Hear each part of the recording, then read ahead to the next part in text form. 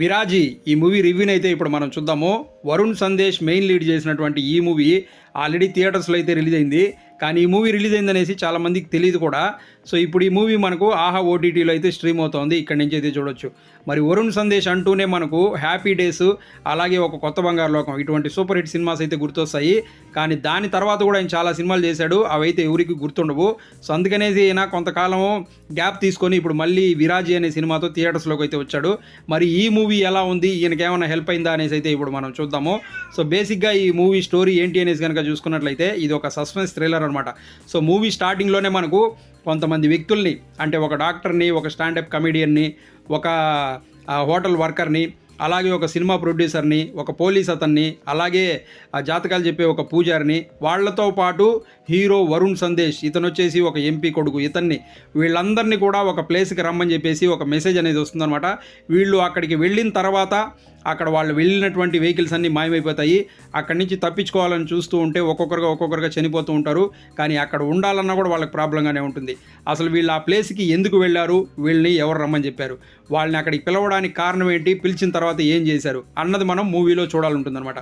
So movie run time వచ్చేసి మనకు just 1.5 hour మాత్రమే ఉంటుంది. మూవీ స్టార్టింగ్ పాయింట్ నుంచే మనకు డైరెక్ట్గా స్టోరీలోకి వెళ్ళిపోతుంది అనమాట. వీళ్ళని అక్కడికి రమ్మని చెప్పడం, అక్కడికి వెళ్ళిన తర్వాత ఒక్కొక్కరిని హత్య చేసుకుంటూ వెళ్ళడం, ఇలా స్టార్ట్ అయిపోయి జరుగుతూ ఉంటుంది మూవీ. సో మనకు ఫస్ట్ హాఫ్లో చాలా సేపటి తర్వాత హీరో ఎంటర్ అవుతాడనమాట. హీరో ఎంటర్ అయినప్పటి నుంచే మనకు ఒక డౌట్ వస్తుంది, ఇదంతా హీరోని చేపిస్తూ ఉంటాడు అనేసి. కానీ మనకు ఫైనల్కి వచ్చేసరికి మనం ఏదైతే అనుకుంటామో అది ఉండదన్నమాట. సో క్లైమాక్స్ ట్విస్ట్ మాత్రం వేరే రేంజ్లో ఉంటుంది.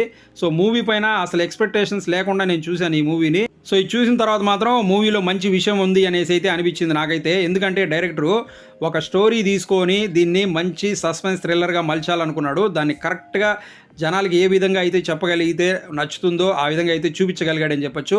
అంటే ప్రతి క్యారెక్టర్కి ఒక డీటెయిల్ అనేది ఉంటుందన్నమాట. వాళ్ళు ఎందుకు అక్కడికి వచ్చారు, వాళ్ళు రావడానికి రీజన్ ఏంటి అనేది చూపించుకుంటూ వస్తాడు. ప్రతి ఒక్క క్యారెక్టర్కి మనం ఏదో ఊరికే ఉంది అన్న విధంగా అయితే ఉండదన్నమాట, ఇంక్లూడింగ్ హీరోతో కూడా కలిపి. అలాగే అక్కడ ఉన్నటువంటి ప్రతి ఒక్కరికి ఒక స్టోరీ అనేది ఉంటుంది. సో వీళ్ళందరూ అక్కడికి వచ్చిన తర్వాత ఏం జరుగుతుంది అనేసి మనం చాలా సస్పెన్స్గా చూస్తూ ఉంటాము.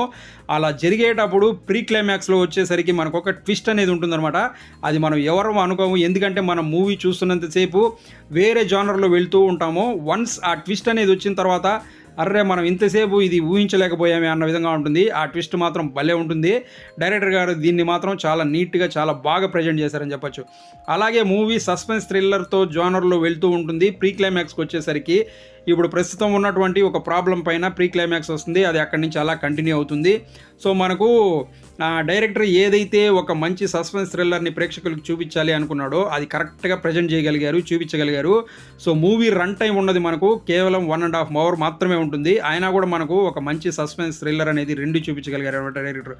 సో డైరెక్టర్ మాత్రం ఒక స్టోరీని ఎలా చూపించాలో అలా చూపించగలిగాడు. సో నెక్స్ట్ మాట్లాడాల్సింది ఇందులో యాక్ట్ చేసిన వాళ్ళ గురించి. సో ఈ మూవీలో ఎవరైతే ఆ యొక్క క్యారెక్టర్స్ చేశారో వాళ్ళందరూ కూడా క్యారెక్టర్స్ లేకుండా నిజంగానే అక్కడ ఉన్న వాళ్ళలాగా ఉంటారనమాట. అలాగే మనకు వరుణ్ సందేశ్ గారి గురించి చూసుకున్నట్లయితే ఇంతకుముందు ఈయన చేసిన సినిమాలకి ఈ సినిమాకి చాలా డిఫరెంట్గా కనిపిస్తారు ఆయన ఖచ్చితంగా.